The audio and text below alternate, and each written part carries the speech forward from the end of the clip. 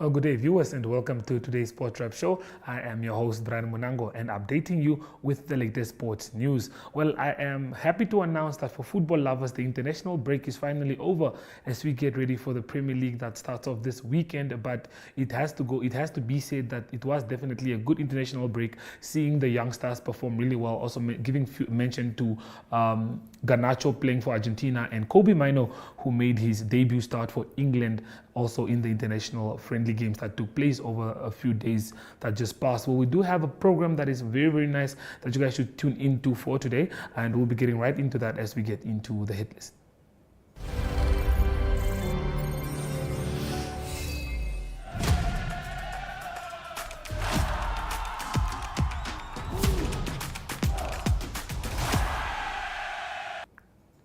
Well, a big announcement has been made by Pupkewitz as they have announced the Pupkewitz Megabuild tour to Windhoek that will be taking place soon in Windhoek. But they have produced a video that people can watch and make sure to know that when registration is taking place and where and how the routes look like. So with that being said, let's have a look at the video. The first thing that makes it special is the amount of stages we do. It's the only road stage race we have here, and I love it. The ability to ride at your maximum. I believe that the Tour de Windhoek gives you the equipment, number one, the knowledge on riding Grand Tours. On riding tours, it's like a stepping stone or a foundation where it gets you to the higher level. Don't have too high expectations. You never know who you're racing against. Always going with the mindset that you'll always do your best no matter the conditions you're in. I can also miss school, so why not just miss school if you can?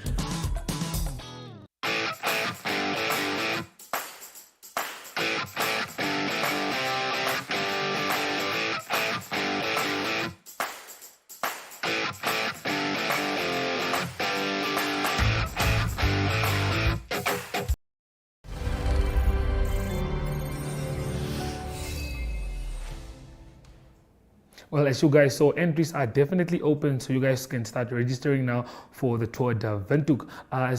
It's Wednesday on the show, and we all know that Athletes World is one of the main focuses on Wednesdays. So with that being said, we'll be back after the break with Farah Luza.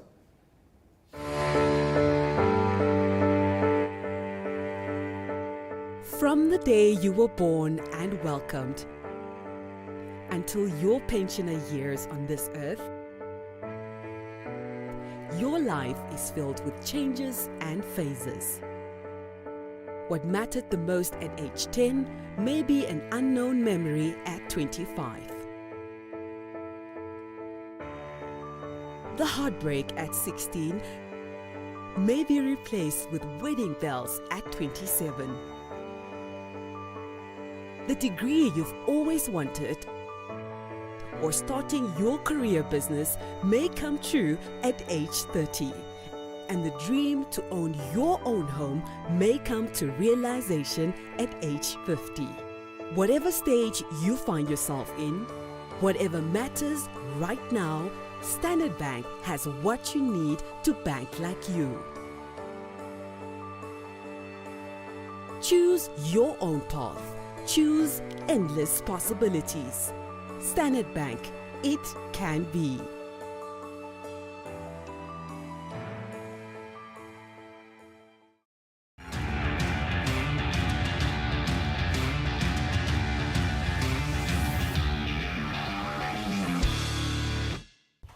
Okay, well, this is episode 2 of Athletes World, and you guys are probably wondering, who are we having at IJG Trails? And we have none other than Farah Luza. Farah, how are you doing today? I'm great, thank you. Okay, before we do get into this conversation, just so you guys know, Farah won the Namibian Sports Commission Awards Sportswoman of the Year. Okay, Farah, let's just run through that. How was last year for you, sports-wise, winning the Sportswoman of the Year award? Yeah, what did it take for you last year? Yeah, I mean, to win the Sportswoman of the Year, you have to have a whole year of good performances, which Exactly. I really did have. Yeah. I had a phenomenal year last year.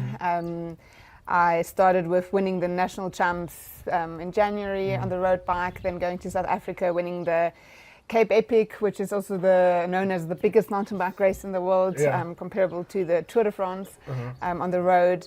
And then from there, I went to Europe. I raced there quite a few races. Yeah. I won the Swiss Epic, which is the European Cape Epic. And then Yeah. I won my first World Cup in France in September. So, yeah, it was a really good year. And then in October, I broke my hand. So I had a little bit of a break there, okay. which was maybe good because now I can go in full swing into this year again. Wow. Just a few of the achievements. I mean, Switzerland Epic. How was that? We watched that on TV and we were cheering for you the whole way because we had to cover it all the way from here. And we saw you guys were in a team. You guys had a two-man team, if I'm not mistaken. Yeah, and the roads looked epic. But yeah, tell us about that. How long was it, like the distance-wise, and how did you enjoy it? Yeah, the Swiss Epic is 5 days and the distances are between 60 and 100 kilometers a day, but with a lot of climbing. They have different climbs there than we have here. Yeah. They have the Alps. And yes, it's a two-person team. So I was racing with my Mauritian friend Kim Lacote that I also raced the Cape Epic with. And yeah, we just have a phenomenal partnership which really helps in those races. And then, yeah, somehow we could pull it off. I always thought I'm not a good climber, but I think since I moved to Switzerland a few years ago, I really had to improve in that. So now my climbing skills are much better. Much better. Okay, then let's talk about where it all began for you. When did you get into cycling and I've been cycling for a long time already. I started as a little girl. If I see the little girls now riding, I'm like, that's where I started. So I started with the age of 8, and I always enjoyed cycling. My brother was doing it, my bigger brother, and what he can do, I can also do. So I had to go into cycling. I also did a few other sports like swimming. I tried all kinds of sports, but then, cycling just stick to me. Like it's such a nice sport. It's outdoor. You can do it with people. Yeah. I just love it. So at a point I had to decide what I wanted to do, and then I decided for cycling, and I think that was definitely the right decision. And you went for it and you stayed on track till today. Yes. Okay, well, speaking of origins, where do you originate from? Where do you come from? Where did you grow up in? As you said, you're cycling from a young age. Where did you grow up? When did you move to Switzerland and all of that? I grew up in Windhoek. Okay. Born and raised in Windhoek. I went City girl. Yes, Okay. city girl. I went to the German school here, finished my school there. After that, I went to South Africa to study there. Always took my bike with. And then I met my now husband in South Africa, and he is from Switzerland. That's how I ended up in Switzerland then. Okay. So it was the next step to go there. The racing in Europe is just so much better and so much more competitive. So if you want to do the next step, you have to go there. Okay, So for me, it was like the next step, but I also enjoy it, but I still love coming back to Namibia. Okay, well, and your husband is a well-decorated cyclist as well, mountain biker. I don't know, what do we call you guys? Is it cyclist, is it mountain biker, or is it a bit of both? I think Connie is definitely a mountain biker, Okay. a pure mountain biker, marathon mountain biking. Actually, it's a longer distance. Yeah. I love my mountain bike marathon. I'm actually also really good at it, but I do road races as well, like the 2 Olympics I've been to, that was on the road bike. So I have a soft spot for that as well. But yeah, I like the balance. I think it's also good for one to not only do one thing, but I would say my heart is still on the mountain bike. Mountain bike. I think Alex said the same thing when we spoke about what he is, and he classified himself as an all-around person, but preferably the mountain biking is where it's at. But yeah, your husband is a well-decorated mountain biker, and you are as well. Tell me, how do you guys complement each other? Did you learn a lot from him? Do you guys work out together? Because I mean, you guys complement each other so well when it comes to the racing. Yeah, I think I definitely learned a lot of him. I mean, I got to know him when I was 20. Okay. And we've been together for almost 10 years now, so quite a long time. And he is a little bit older than me, so he has had those 4 years of more experience already. Yeah. So when I met him, my training got so much more professional. Okay. I started eating better, recovering better. It's all of these things. Cycling is not about what you do on the bike. It's actually a 24/7 job. You have to look that you eat right, that you sleep right, that you recover, that you train right. It's the whole package. And I think doing that together with your partner, it's so much easier then. Because if you had a partner that just wants to go party every night, and you're like, but I have to go to bed at 9 because I have to go race tomorrow morning at 6. That'll be a problem. It won't work. So like this, we really complement each other. He knows what I need. I know what he needs. Yeah. He helps me in so many aspects. He cleans my bikes. He fixes my bikes. He helps me with all of that stuff. I maybe help him a little bit with making food or something. I think he helps me more than I help him. But it's a give and take, right? Yeah, it's a give and take. So I think we found a good way that works for us. Okay. Does it ever become competitive? on the race bike? I think because I'm a woman and he's a man, Yeah. I know I'm the weaker one. Yeah. But sometimes if we do intervals together and I'm on the road bike and he's on the mountain bike and I can really hurt him, Yeah. I do like that. Okay, well, I mean, there must be room for a bit of competition. Yes. But yeah, It's a healthy competition. Healthy though. competition, definitely. Yes. Speaking of plans for the year, 2024, what can we expect from Ferraluza? What are your plans for this year? What do you plan on doing and improving on this year? Yeah, so this year is a big year again. It's Olympic year, it's 2024. I started my season in Namibia, which also has the reason because Windhoek is actually on altitude, so it's really good for training. It's Okay. good for base training beginning of the year. Lucky me that the Namibian national champs were end of January, so I could squash that in as well. Recovered your title, if I'm not mistaken. Yes. Congratulations to Ferraluza, got the title back. Thank you. And then I'm leaving to South Africa next weekend, and then I'll start my mountain bike season there. I'll have a first stage race, 4-day stage race, and then another 1-day stage race, and it's all as preparation for the Cape Epic again. Unfortunately, I can't race the Cape Epic with Kim Lacourt again. Okay. She is moving to the road bike more this Okay. year, which is quite a bummer because we had a You really guys good had a partnership. Good partnership, definitely. But I think I've found a worthy partner. It's not out who it is yet, Okay. so stay tuned. Stay tuned. Okay. And then that will definitely be my first big season highlight. And then from there, I'll go back to Europe and I want to compete at the Marathon World Cup, which is more between April and beginning of June. And then end of July, beginning of August are the Olympic Games that I hopefully qualify for. Okay. So Namibia has a spot for that already. But now internally of Namibia, Yes. I still have to prove myself. I think I'm on a good way, but it's not my decision to make. Okay. And that's August, and then another big race for me will be the Marathon World Champs, Okay. Mountain Bike Marathon World Champs in September in America. Wow. So I have big goals for there. Wow, okay. So let's see what I can do. And then Nedbank Desert Dash, obviously. That's Yeah. are you also doing that this year? I mean, my husband Connie, he loves coming to Namibia for that. Yeah. It's his favorite race of all time. We all know.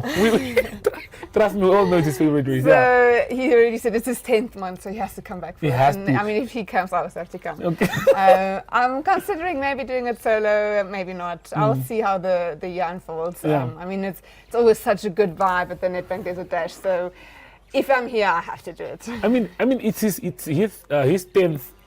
10th Nedbank Desert Dash, so I think it will only make it sweeter if you are also involved in it. Yeah, Most especially, probably. I mean, the reason why he's coming back to do it is because of me, because he got the Namibian connection. From You me. know. So yeah, it only makes sense that you are there with him. Okay, so before we do not let you leave, not yet. I don't think so. But we have this thing where we always ask our guest on the show to give out a message to the young riders. I mean, we do have young cyclists that are out there that you do inspire, that look at you, that stand and look up at you. Yeah, what message do you have for them? What word of advice would you give to the youth?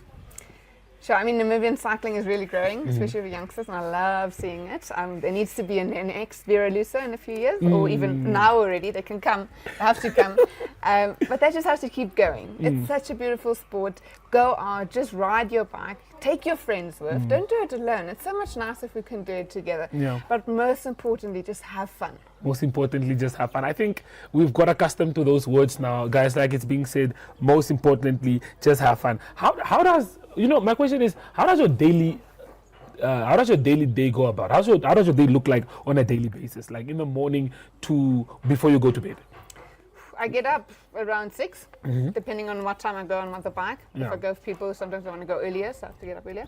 And then I train, say, 3 to 5 hours a day. Then I come home, I have a recovery shake, I have lunch, then maybe I still have gym in the afternoon.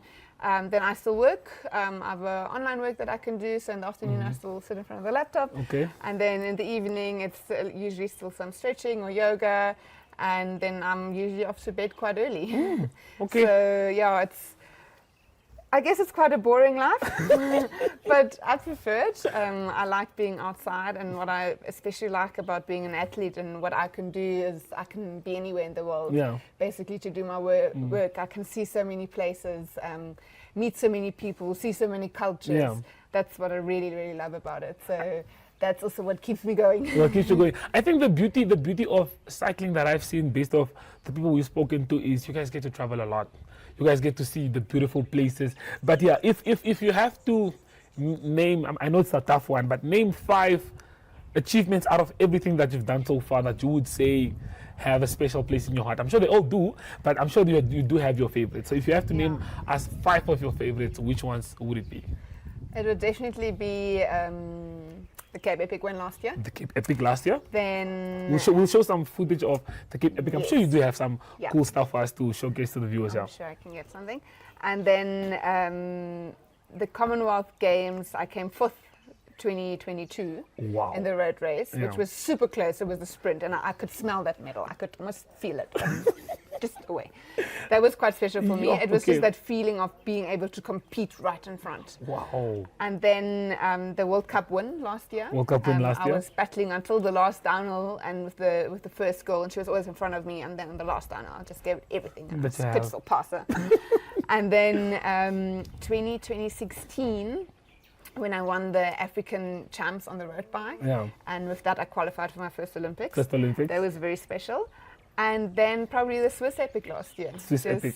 Yeah, Swiss coming to Epic. a race that I thought never suits me of all of the climbing, and then I come there and I can win it. So that was quite a cool feeling. I think my favorite is also the Swiss Epic because I watched that live and we had to stay tuned, and it was an everyday race. So I asked Andrew, question was like, for how long do these guys cycle? And Andrew was like, no, it's a few days, and it looked muddy, and you guys are full of mud, and there's just a lot going on. But yeah, before we do let you leave, speaking of your top achievements that you just mentioned, especially like the one that I'd like to pick out is when you got your first Olympics. How did that feel? How did you feel going for your first Olympics? Whew, I mean, I was quite young when I went for my first Olympics. To be honest, I was overwhelmed. Yeah. It's such a big event, and I mean, I've done big events before, but it's cycling events. So maybe the cycling people follow it. Yeah. But if you go to Olympics, the whole world follows it. Yeah. And that's quite impressive. And we come from a small country. I say small because it's a big country with little people.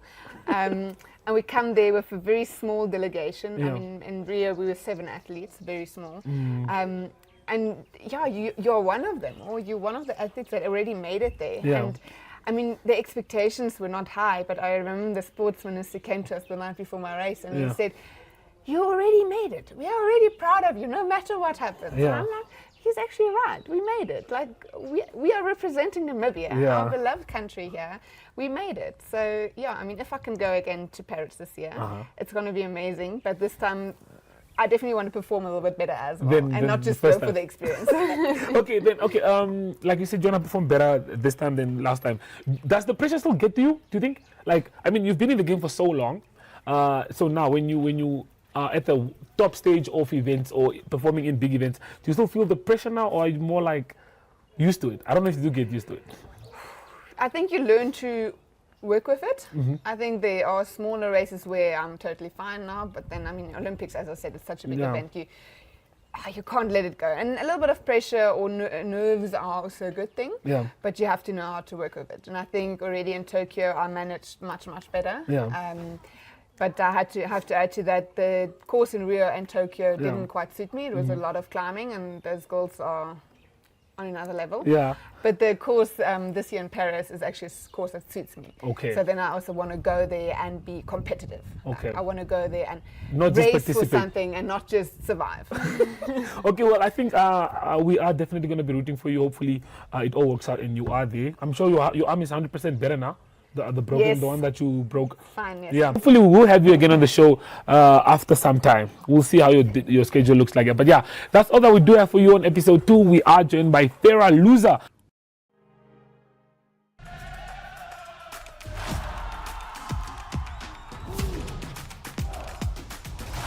Okay, so we are at the IGG Trails. Unfortunately, I do not have a bike for this one. Next time, I'll definitely make sure to bring myself a bike. But before we do let you leave, Farah, just tell us who are your sponsors? Tell us a bit about them. And also the question that I think everyone wants to know, how do you guys choose out a perfect bike? What makes you choose the bike that you go for? Those are my questions for you. So my sponsors this year is Efficient Infinity Insure. Okay. It's a South African insurance company. and they sponsor me especially when I'm in South Africa, and then also for some events in Europe. And then I have my very loyal sponsor from Switzerland, who is Elisato. They are a water refinery company. And then Lapia, which is my bike brand, and that's also how do I choose my perfect bike. I really like a full suspension bike, which means that it has a shock in the front and at the rear. And I prefer wide tires, and I actually have electronic shifting on this, which is much easier to shift, because last year in the Cape Epic I actually had to upgrade my bike to electronic shifting because my thumb got so sore from shifting the whole time. Wow. Okay, so the electronic makes it easier now. It makes it much easier, so it's just a little button. And then I have to have the right gears. I have a power meter on my bike so that I can manage my efforts. So if I do interval training, I can exactly see how many watts I press. So you know what 220 is, more or less a light bulb. So I can press that. And then I have my Garmin computer on here where I can check the distance, the altitude, my heart rate is connected to here that I can also see how long I've been riding. Then I have a dropper post on my bike where I can drop the saddle. Especially good for steep downhills and technical bits. So that's also quite nice. And then I can lock out my shock here in the front so that it's on tar road, it's hard, and then if I go on the trail, it's soft. I can have a good suspension. You know, we are used to Challenger bikes. You know those ones that don't have brakes. The only way you brake is if you, guys, you remember? That one. Okay, but speaking of prices, Farah, I know it's not a question that that's usually asked much, but how much would a bike like this cost you? Let's say luckily it doesn't cost me anything. Okay. Luckily it doesn't cost you, but let's say Mariette wants to buy the bike and it's like, I want to give me a bike like Farah Loser. How much would it cost him? I think this bike will easily be 150,000. 150,000 Namibian dollars. Yes. There you have it. I think yeah. What else? But yes, like I said, Farah Loser, thank you for your time. Thank you for being with us today. And with that being said, guys, 150,000, you can get this one fast. Don't stress.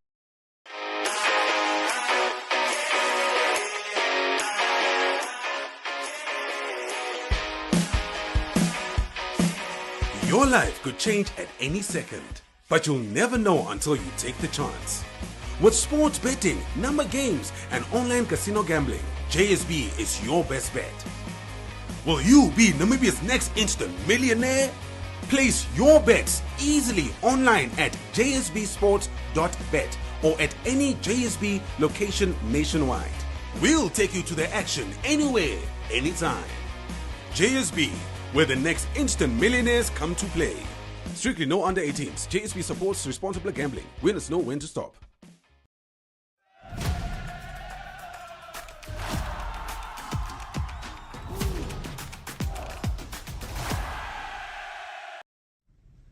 Good day everyone, time for international sports news, and starting off with soccer news first, and it's soccer news from the Euro 2024. That is an elimination Group A game that was played, and it was a big game in Cardiff. It was a big game for Wales and for Poland, but it was Poland that went through, and they beat Wales on penalties by 5-4. That was after the game in Cardiff ended 0-0 in normal time.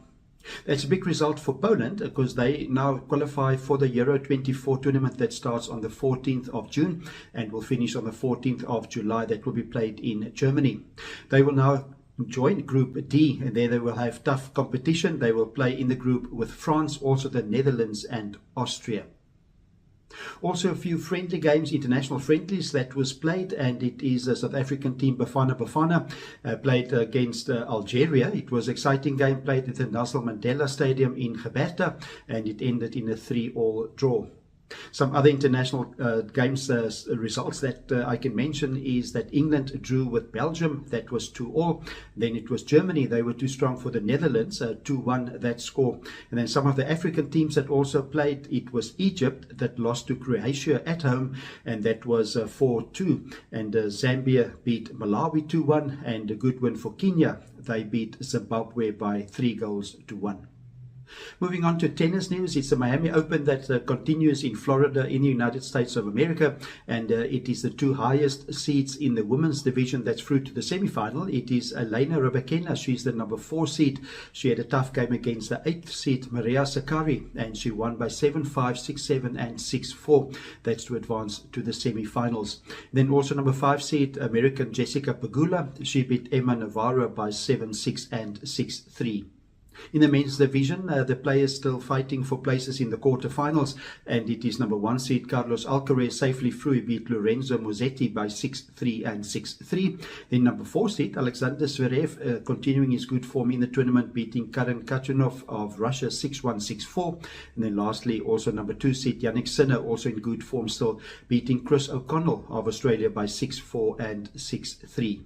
The finals of this tournament, the Miami Open, will be played over this weekend.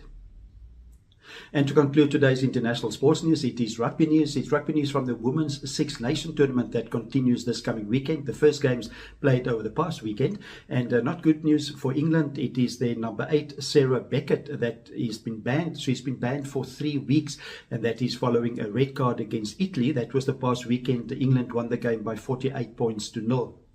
Beckett got a red card. That was for a dangerous clear out at the ruck, and that resulted in the centre Michaela Silari fracturing her leg. So it was an unfortunate incident, and she also required surgery. So she's Sarah Beckett banned for 3 weeks.